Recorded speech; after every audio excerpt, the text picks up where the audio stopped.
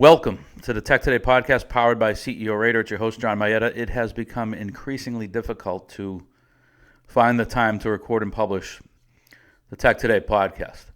And that probably will not change until I can afford to find someone to be a dedicated podcast host. We have published all sorts of content since I came to you last. I believe the last podcast we published was around linking variable compensation to operational outcomes.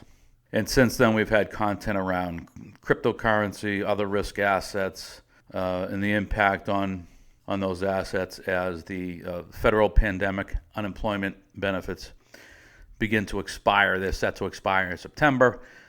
22 Republican states have opted out of that program, and that starts to happen.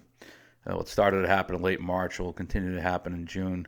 I've said before that we believe that the Biden administration will work to extend the federal pandemic unemployment program that's set to expire on September 6th. We don't think they will allow that to expire with midterm elections around the corner in 2022. So we've got that article out there that was published on May 27. We've had a number of other pieces. I just worked on a piece that goes out tomorrow morning, Tuesday morning, June 1st, around the unemployment rate, which is set to be announced on Friday, and how we prefer the labor participation rate. And I go into detail as to why that's the case, how the unemployment rate's calculated, and why we don't like it. We provide our outlook for the labor participation rate, and we have a whole bunch of data sets that we aggregated from the Bureau of Labor Statistics, monthly data dating back to April of 2001, so dating back 20 years. That is available as a premium article. We give you a high-level overview, which will be available as a free article. And for $9.99, you may purchase the premium article, which has the data tables, the charts, and the related content that we generated from the BLS data. We put that in a PDF format. I believe it's a 10-page report. And then we also accompany that PDF file with a series of Excel tables that we assembled that's part of the premium package. And for those of you that subscribe to the annual plan for $200 a year, you'll get this premium article full access as part of your subscription. I'm trying to think of what else we've published. We provide a detail around the 22 states that have opted out of the federal pandemic unemployment assistance. I don't recall if I mentioned that previously, but that's an article we published in the past couple of weeks. You can check that out. We provide detail around which states and who the governor is and effective dates and so forth. We published a piece on the operational side around APIs. And so if you are a technology company, whether you're a fintech company or whether you're in the information services side, but if you're a technology company that has a data-centric business and you would like to generate a new revenue stream outside of your traditional product set, one avenue, which has been around for, I guess, around a decade or so, is APIs. So granting customers and partners access to your data via an API so that they may, play with the data however they may choose. So this would be outside of a formal closed product offering. This would be making individual data sets available to the customer to play with in data lakes and run predictive analytics on and things of that nature. And so that's one you may want to take a look at. We have a couple articles that are CEORater-centric around how the CEO, as we've said thousands of times on this podcast and how we've written about at length, the reason why we started CEORater is that we believe that the CEO is sort of the last great frontier in terms of investment variables that it's basically virgin territory in terms of the amount of time that investors spend on the due diligence process as it relates to management teams and the CEO in particular. So investors are quite familiar with how to size a market and how to gain an understanding of the competitive dynamics in a particular market as it relates to a company that they may be considering investing in. Many investors are well versed in understanding the various competitive elements that are germane to the investment decision-making process. And then a number of investors pay lip service to management teams as a focal point of their investment decision-making process. But from my perspective, it's a lot of talk and very little substance behind those words. And so over time, CEORater, we will add other financial technology features and functionality to the platform, but the core offering is around bringing transparency, bringing information and insight to the due diligence process as it relates to measuring and ranking CEOs and management teams. And so we have a couple of articles around that. One is specifically about that topic that I published, I believe it was last week, and we featured a video clip from if those of you that are, I'd say, 40 years of age and older, and if you play in the investment management world, you'll probably know John Malone, who's one of the best operators and investors. And he is the founder, CEO of Liberty Media, which he created when he sold TCI to AT&T. Gosh, was that back in '94?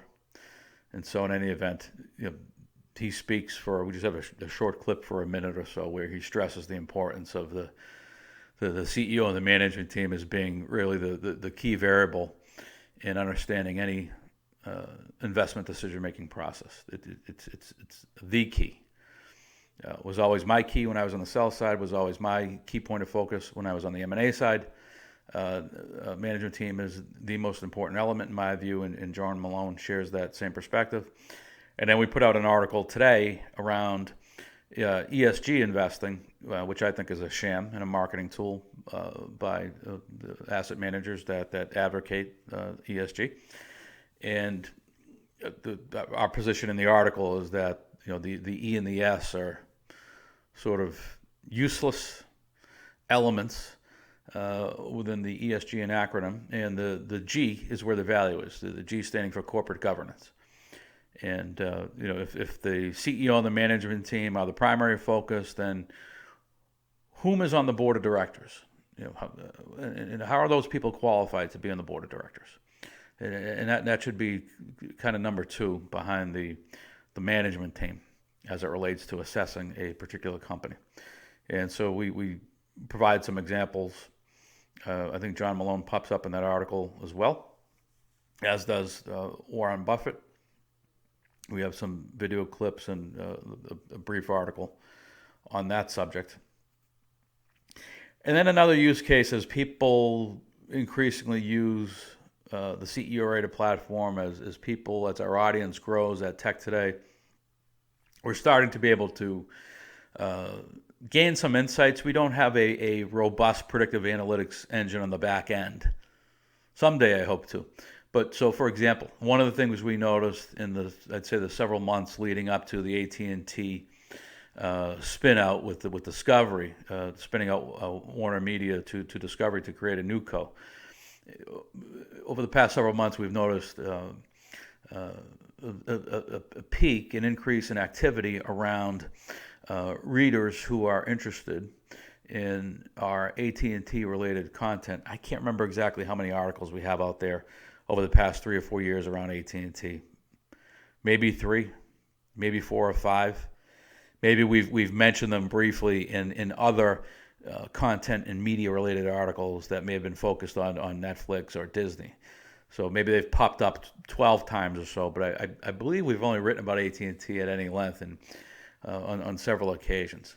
But definitely notice a spike in readership in AT&T related content those several articles in particular over the past several months leading up to that deal. And so we wrote an article entitled "Deals Brewing Based on CEORater and TEK2day Traffic," and we talk about how Fiserv, First Data, Global Payments, how there's been an uptick in activity as it relates to Fiserv, First Data, Global Payments content on our platform. And where there was a deal that was already kicked around between, was it Fiserv, First Data, if memory serves, back in December. It feels like maybe something's brewing there just based on readership and such. And the other company we mentioned in that article was MRI Software. So perhaps there's something brewing at MRI. Maybe they're looking at an IPO. Not sure, but there was a little flutter of activity on the prop tech report side at TEK2day, and then on the CEO side on CEORater. So that's something to look out for. And the other area where we saw readership spike was around that article where I mentioned the 22 states opting out of the federal pandemic unemployment aid. We've seen a lot of activity in that area. So that particular article, we had an article that was published, I believe, in July around PPP. There's a fair amount of activity around that. So there's, I guess, interest in macro-related activity insofar as it relates to COVID-related benefits. And that's been busy since the summer, and that level of activity, as busy as it was, really accelerated, I'd say, in the past month, over the past 3 or 4 weeks.